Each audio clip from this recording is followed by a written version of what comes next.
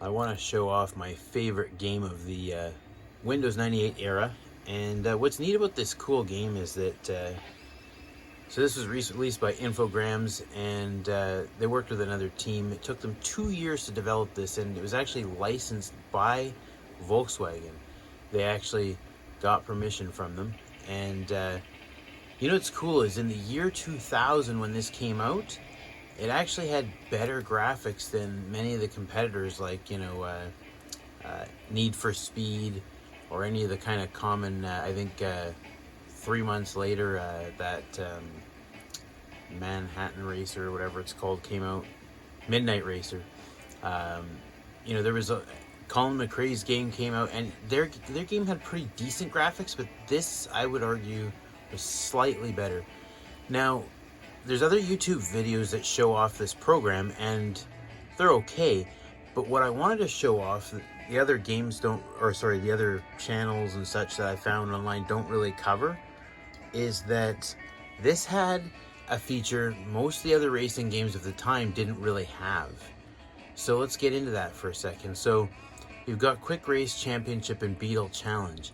The Beetle Challenge was something I'd never seen in a video game back then. So I'm going to make a new profile. I'll call myself Dan, because that's my name. Alright, welcome to the thing. Now here's the cool thing. This, there's probably lots of cool things here, but this is one of my favorites, is the jump. So you have to start at rookie. With a rookie you get this Carmen Ghia type car. And you can already tell, look at this, the 3D on that. It's just like, ahead of its time. So you have to race with this because you have to earn other cars, obviously. So have a look at these graphics. So the name of this game is to get around this corner, which is a little challenging because obviously the car wants to waffle on you.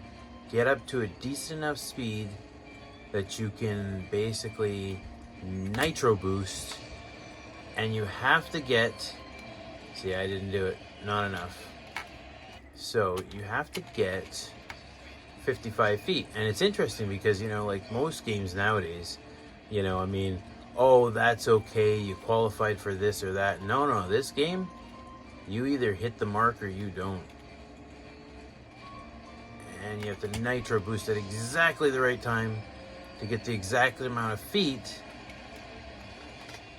in order to beat the game. And it's the same thing with all the other challenges. Now, of course, they make you watch this replay, which is kind of neat. And, look at the graphics detail on this. This is the year 2000, right? So a lot of the other games didn't have some of the mechanics that this game had. It's unfortunate it only had Volkswagens. Well, I shouldn't say that because it's pretty cool. There's an awful lot of cool Volkswagens in here, and I'm a big Volkswagen fan. But what's cool is that, like, what do they call it? It'd be nice if we could just not have to watch the exit menu.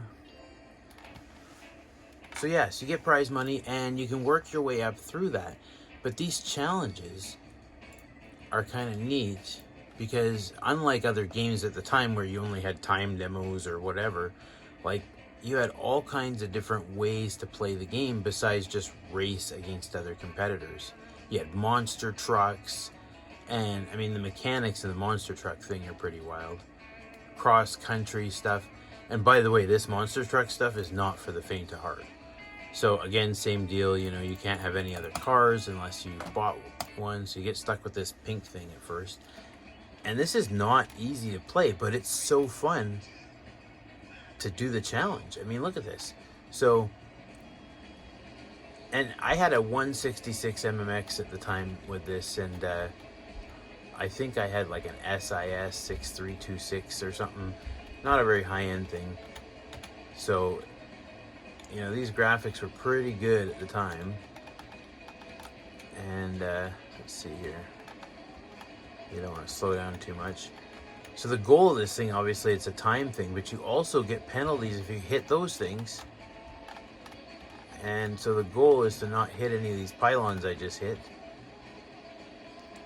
go over this stuff. I mean, you can see how fun this would be, right? I mean, this is pretty cool. Crowd cheers every time you smash stuff. You don't want to hit those pylons. I mean, like, it's pretty cool. I mean, don't hit those. Oh.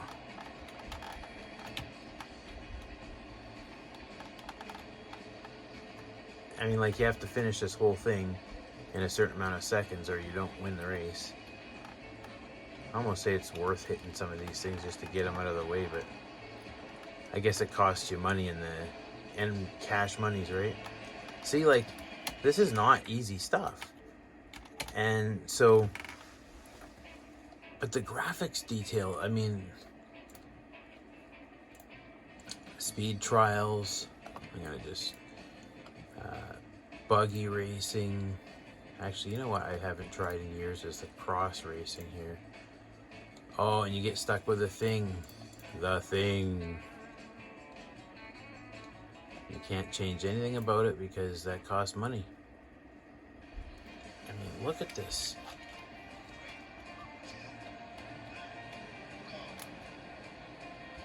Like, even by today's standards, like, I mean, we didn't even have these kind of graphics when it first came out. And it came out much later than this did. So I guess the goal is to race against that other dude there and try to beat him, I guess. I don't even know. But look at the mechanics on this. Like, this thing flies all over the place. And, like, I mean, this was something that, when it came out, there wasn't anything like it. There was, and, I mean, everybody's seen the racing sims out there. I mean, well, maybe not everybody, but you get the idea. Like, they're pretty standard. But this had, it was kind of like one of those things where, like, you know, you go to school or whatever and you tell your friends, oh, guess what, I was playing this cool game, and they're like, never heard of it. It was actually, I think I mentioned that it had a different name in North America than it had here, or than it had in Europe, and it was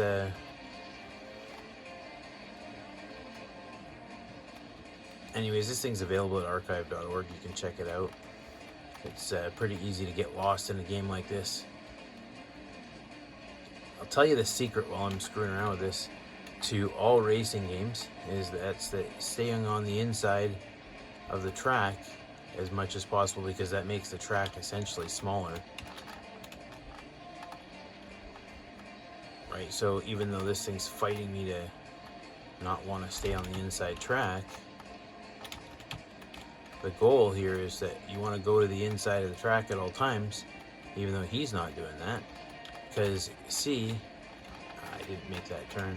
Oh, but I got him out of the way. Oh, we might still win.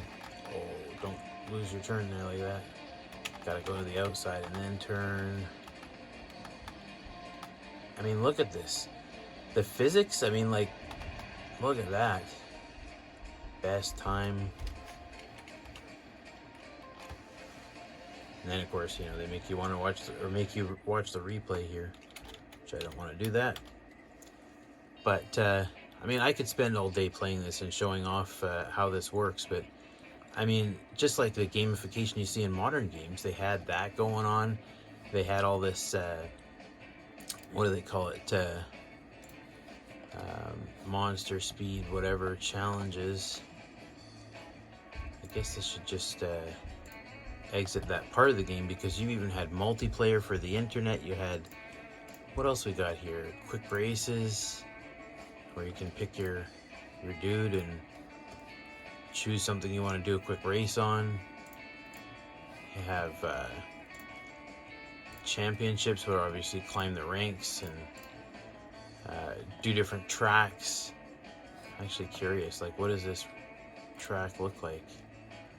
Huh, you have to beat the first one. Oh, and the classic. Look at that. Look at the effects and such. I mean, I'm only running this at 800 by 600, but I mean, it's not bad for the era.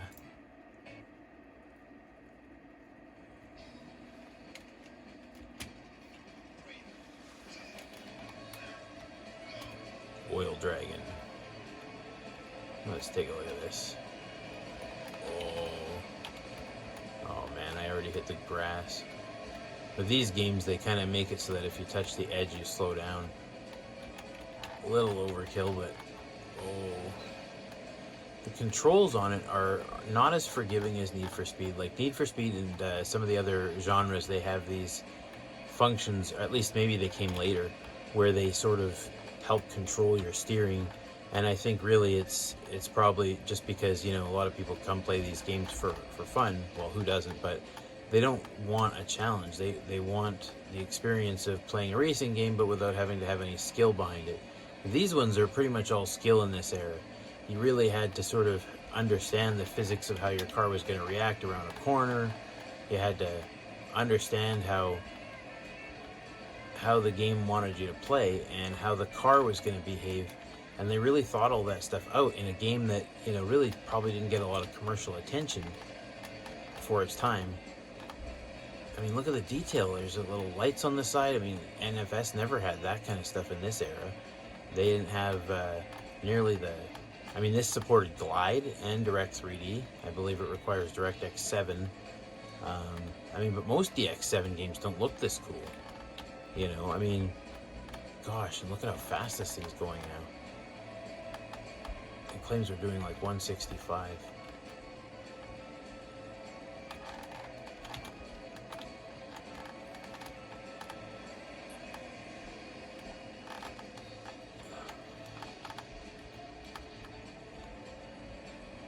Let's see here. Can we beat these other suckers?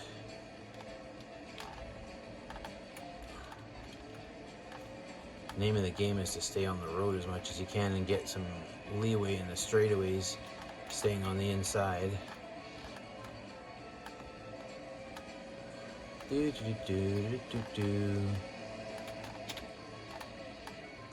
we lost out on the gravel there. It's too bad there's no nitro. The other levels have nitro boosts you can use. I've noticed also in these games, like they seem to give rewards for keeping the car straight. Yeah. Third out of 8 is probably not bad, but it's probably maybe enough 20 points, yeah. So you get something for being third, but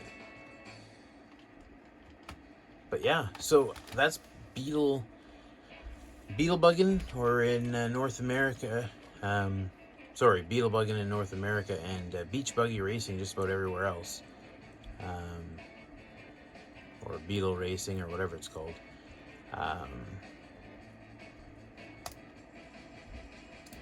Exit.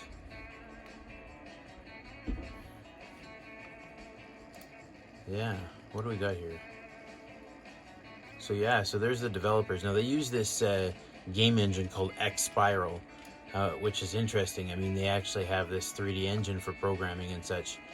And a lot of these guys probably never even got the time and attention they deserved, but I think it's just kind of neat that, I mean, again, other games of the time were just not as detailed, not as much game mechanics. I mean, this is all kind of average today, but this was top-notch stuff back then. So I just wanted to share that with you guys. And if you're wondering about this rig, because I always wonder, like, when you're watching somebody play stuff like this, this is an Athlon 1 gigahertz Thunderbird. Obviously you can see we've got a gig of RAM in Windows 98, so that's quite a bit.